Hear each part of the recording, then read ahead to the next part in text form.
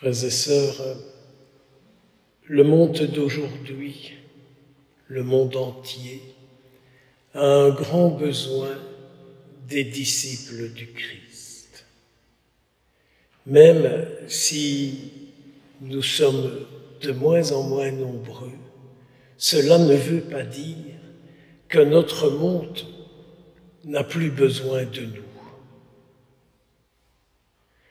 Notre monde a besoin de nous, des disciples du Christ, dans la mesure où les disciples du Christ s'attachent au Christ et à sa Sainte Mère. La première question, la première prière, la première demande aujourd'hui, c'est « Mais Seigneur, que je sois de plus en plus attaché à toi. » L'introïde de cette Eucharistie en l'honneur de Notre-Dame de Fatima, qui est un psaume, un verset du psaume 29, nous faisait dire ceci. « Tu as changé mon deuil en une danse, Seigneur. Tu m'as comblé de joie. Alléluia. » L'espérance d'un peuple. L'espérance d'un peuple qui est aujourd'hui dans le deuil, dans la misère et dans la souffrance. L'Ukraine, bien sûr, combien d'autres pays également, combien de personnes aujourd'hui également sont dans le deuil et dans la souffrance. Je comprends que dans une de ses lettres, Saint Paul dit « Le monde gémit, il est dans les douleurs, il attend la révélation des enfants de Dieu. Il attend que les enfants de Dieu se révèlent et se montrent dans le monde d'aujourd'hui. » Avez-vous remarqué l'oraison d'entrée de cette Eucharistie? Aujourd'hui, par cette messe, nous nous unissons à la Vierge Marie qui prie Jésus pour nous, pour moi et pour eux tous. Et nous lui avons dit, accorde-nous de persévérer dans la pénitence et la prière pour le salut du monde.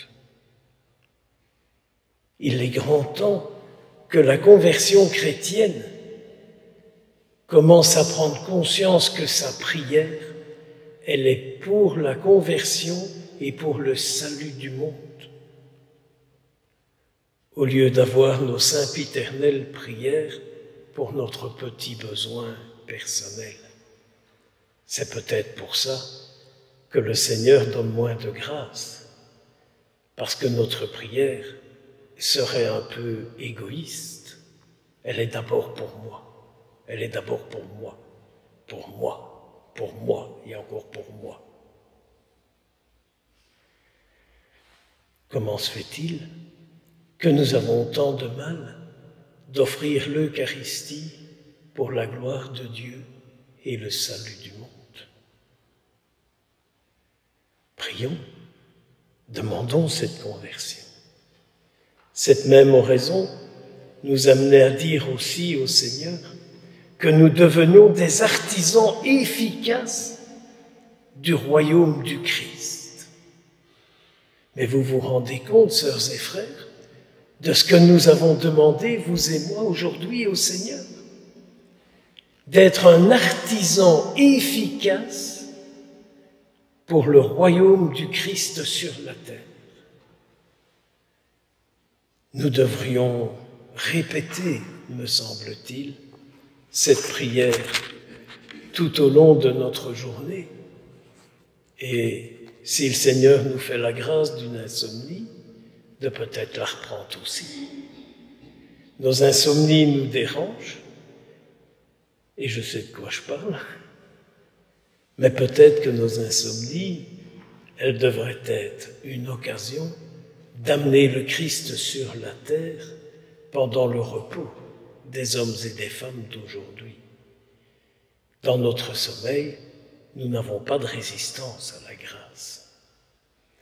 Que de fois je dis au Seigneur, va visiter Vladimir pendant qu'il dort et montre-lui le mal qu'il fait afin qu'il l'arrête.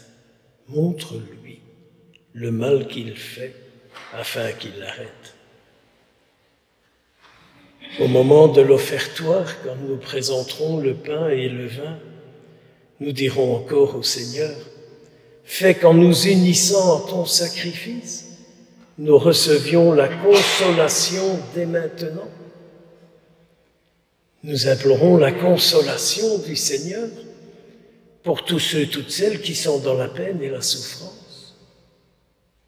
Il est peut-être plus facile de donner de l'argent à la collecte. Il est peut-être plus facile d'offrir quelques vivres et d'en s'en tirer bonne conscience.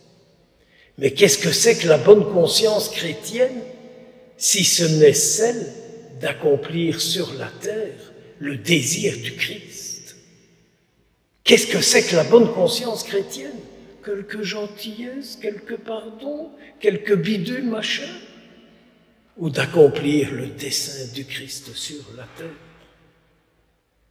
Qu'est-ce que c'est que la conscience chrétienne? C'est simplement de la morale. Jésus n'est pas venu écrire un livre de morale sur la terre, mais il est venu nous initier à la vie du royaume. Et après avoir reçu le corps du Christ en notre chair, nous dirons au Seigneur que nous voulons manifester par toute notre chair la vie de Jésus-Christ. Nous désirons manifester par toute notre chair, par toute notre carcasse, la vie du Christ. Vous pourriez reprendre les oraisons de cette Eucharistie en l'honneur de Notre-Dame de Fatima et prendre conscience de ce qu'est en réalité, en vérité, la vie chrétienne sur la terre. La Sainte Mère est descendue du ciel dans un pays, c'est vrai, qui n'était pas en guerre en 1917.